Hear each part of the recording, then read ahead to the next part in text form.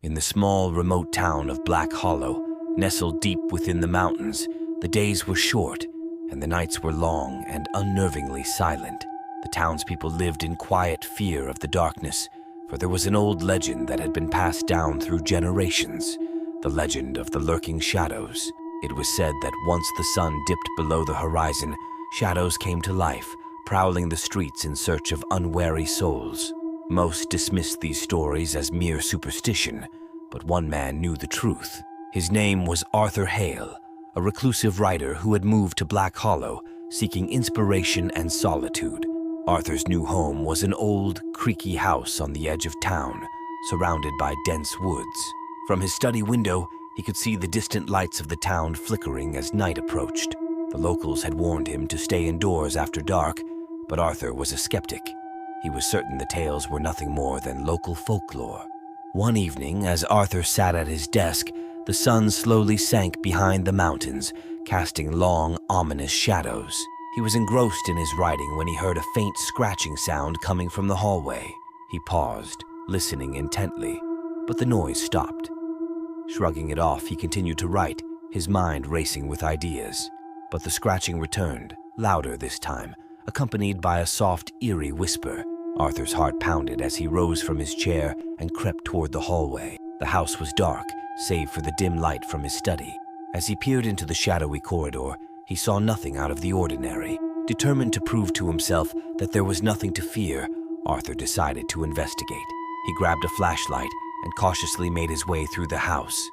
The whispers grew louder, echoing off the walls, but he couldn't understand the words. In the kitchen, the air was icy cold. His breath fogged in front of him as he swept the beam of his flashlight across the room. Suddenly, the light flickered and the whispers ceased. He felt a chill run down his spine as a shadow detached itself from the corner and began to move toward him. Arthur stumbled back, dropping the flashlight, which rolled across the floor, casting erratic beams of light. The shadow loomed closer, and he could make out a figure within it, a twisted, gaunt shape with hollow eyes that seemed to pierce his very soul. Panicked, Arthur turned and ran, his footsteps echoing through the empty house. He reached his study and slammed the door shut, pressing his back against it as he struggled to catch his breath. The whispers resumed, more insistent now, surrounding him from all sides. Desperation took hold as he remembered the old tales. The only way to banish the shadows was to flood the house with light. He fumbled for the light switch, but the power had gone out. The shadows pressed against the door, their whispers growing louder, almost mocking. In a last-ditch effort, Arthur grabbed his oil lamp and matches from the desk drawer. With trembling hands, he lit the lamp, and a warm glow filled the room. The shadows recoiled, retreating to the corners, their whispers fading. Arthur knew he couldn't stay in the house any longer. Clutching the lamp, he made his way to the front door. As he stepped outside, the cold night air hit him, but the oppressive feeling lifted. He hurried to the town square, where the streetlights provided a safe haven from the encroaching darkness.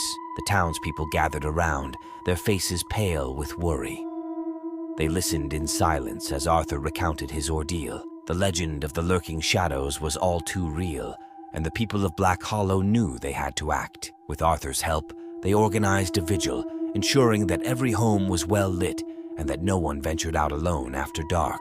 The shadows, deprived of their prey, gradually faded, retreating to the depths of the forest. But Arthur knew that the darkness still harbored secrets, and the lurking shadows would never truly be gone. As he looked out over the illuminated town, he vowed to document his experience, hoping that his words would serve as a warning to others. Beware the night, for the shadows are always watching, waiting for the moment when the light falters and fear takes hold.